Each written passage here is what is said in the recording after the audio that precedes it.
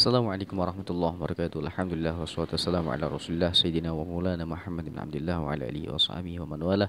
Wala haula wala quwata illa billah. Maba'dah, kembali lagi bersama Kimil Sarukan Official. Manusia itu terkadang diberikan kenikmatan oleh Allah berupa berbagai macam kenikmatan, sehingga manusia itu sering sekali melupakan Allah. Karena apa? Karena Allah memberikan kenikmatan yang sangat-sangat banyak, sehingga kita itu lupa dengan Allah memberikan kenikmatan itu kepada kita. Nah, di sini ketika Allah memberikan ujian, Allah memberikan suatu perkara yang sangat berat untuk kita. Terkadang di situ kita baru ingat bahwasanya kita itu merasa sangat terpuruk. Nah, terus kita baru mau mengadu kepada Allah, baru mau bersujud kepada Allah, baru mau mengakui bahwasanya kita itu banyak kesalahan, banyak keluputan kepada Allah. Nah, terkadang Allah memberikan kita sesuatu keberatan, hal berat kepada kita, itu bukan berarti Allah itu nggak sayang kepada kita, bukan berarti Allah itu membenci kita, bukan berarti Allah itu sedang mengazab kita. Tetapi ketika kita diberikan ujian oleh Allah, itu tanda bahwasanya Allah itu sangat menyayangi kita, sangat mencintai kita. Bahkan cinta Allah kepada kita, sayang Allah kepada kita itu melebihi cintanya ibu kita kepada kita. Nah, Allah memberikan ujian, memberikan terkadang ujian ya belum selesai kita selesaikan, Allah timpa lagi. Baru mau berdiri, Allah timpa lagi. Allah timpa lagi, dan seolah-olah itu kita nggak bisa mengadu ke siapapun kecuali hanya kepada Allah. Nah, disitulah Allah baru akan memberikan kita kejutan yang sangat teramat nikmat. Karena apa? Yaitu Allah manusia itu tidak akan bisa merasakan kenikmatan, nggak bisa merasakan alhamdulillah, tidak akan mendapatkan pelajaran apapun kecuali Allah berikan dulu ujian ya berat itu. Diberikan ujian yang berat, berat tambah berat, semakin hari semakin berat, semakin ribet. Ya, seolah-olah di situ sudah tidak dipercaya sama tetangga, keluarga, sama siapapun. Semua orang sudah membenci kita. Lah, di saat itu Allah berikan kejutan yang masya Allah, yang dimana orang lain tidak akan pernah merasakan hal yang seperti itu, seolah-olah seperti itu. Nah, makanya ketika kita diberikan ujian itu kita nggak boleh, pokoknya sebesar apapun ujiannya, seberat apapun yang Allah berikan, merupakan yaitu berupa ujian tentang pikiran kita, fisik kita, terus tentang apapun yang Allah berikan ujian tersebut kepada kita, jangan sampai kok kita sampai meninggalkan sholat, jangan sampai kita melupakan Allah, dan jangan sampai kita malah berbuat yang tidak baik. Ya, kita malah melakukan maksiat, kita melakukan keburukan-keburukan, kita mabuk, kita minum minuman keras, terus kita bermain perempuan dan sebagainya. Jangan sampai seperti itu. Ya, hidupnya sudah rusak ditambah kita rusak. Ya, nah, bisa jadi Allah memberikan seperti itu, bisa jadi ya, bisa jadi itu merupakan azab. Ya, tetapi kalau kita diberikan seperti itu, ujian yang sangat berat, kita masih mau sholat, kita seolah-olah itu sudah terpukul, sudah jatuh ketimpa tangga, kerobohan rumah, seolah-olah seperti itu ujiannya. Kita harus tetap menjalankan sholat, kita harus tetap sholat, kita memohon kepada Allah, ya Allah, terima kasih atas apa yang kau berikan kepada saya, semoga aku diberikan kesabaran dalam menghadapi ini, seperti itu. Ya, pokoknya Allah itu tidak akan dan tidak bakal memberikan ujian kepada orang yang tidak akan mampu untuk menghadapinya. Nah, makanya dari itu, marilah kita sama-sama semangat dalam menghadapi hidup ini. Pokoknya yang namanya ujian, yang namanya cobaan, ketika manusia masih hidup itu tidak akan berakhir.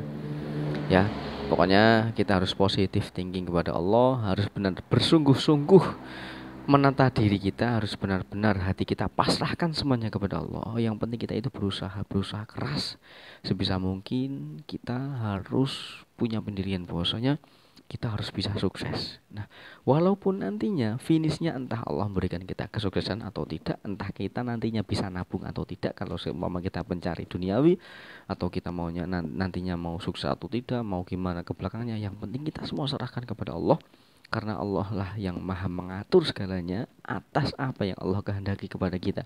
Jangan sampai kita menghakimi diri kita sendiri. Kita nggak sanggup untuk menghadapinya, malah kita, ya Allah, engkau itu gimana? Kenapa engkau begitu kan sangat begitu kepada saya sehingga saya tidak sanggup untuk menghadapinya? Enggak mungkin. Manusia itu pasti sangat mampu untuk menghadapinya. Ya, di samping itu kita juga mempunyai guru. kita punya orang tua, kita punya anak istri, atau kita punya keluarga, kita baiki semua.